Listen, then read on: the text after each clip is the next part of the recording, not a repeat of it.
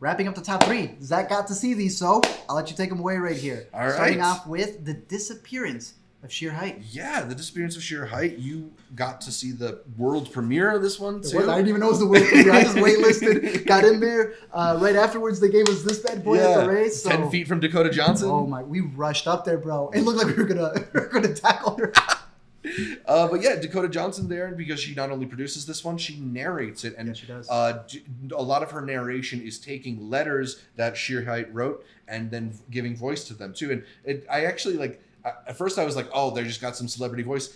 They got someone who kind of sounds really like her. I forgot that it was her narrating. It flows so well, dude. They have the balls to go from her fully speaking in an interview to then her narrating, like cross dissolve, seamless. They've both got that thing where like they don't. It doesn't feel like they're always at full volume. Yeah, even when they're yelling at you. Exactly. They're yelling at you in a really untense way. Yeah, the way that you don't want your like mother to talk to you. She also had a fantastic moment in the Q&A where someone was walking out and she was like, "I think he has a question." "Nope, just leaving." Okay.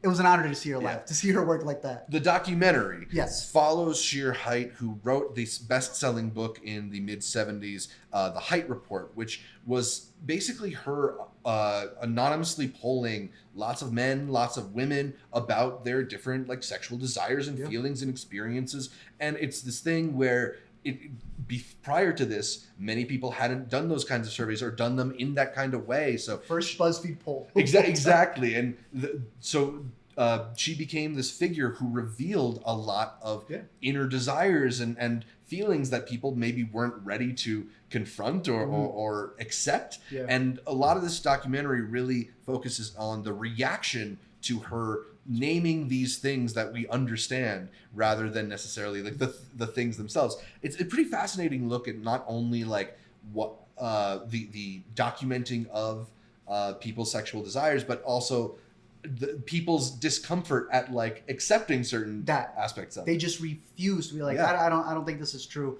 It doesn't apply to me, so it can't be. Also, like the study, it only had 100 people. This other one also had 100 people, and you love that one. Yeah. She's really quick on her feet as well, which I thought was really great to see. And it's not really her disappearance; it's her story. Yeah. It's a really great title, but the disappearance part isn't.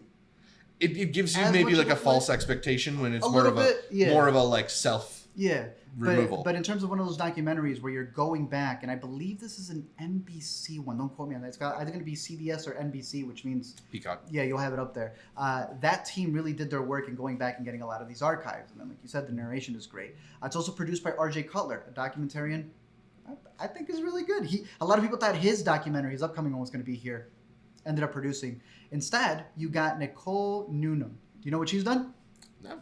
Crip Camp, probably one of the biggest docs to come out of Sundance a couple of years ago. Made it all the way to the Oscars as well. So I see this one as being something that's going to have some legs leading up to awards season. And honestly, it's a really good breakdown on Shere Hite. Now I got to read both of her books and that third one too that she had.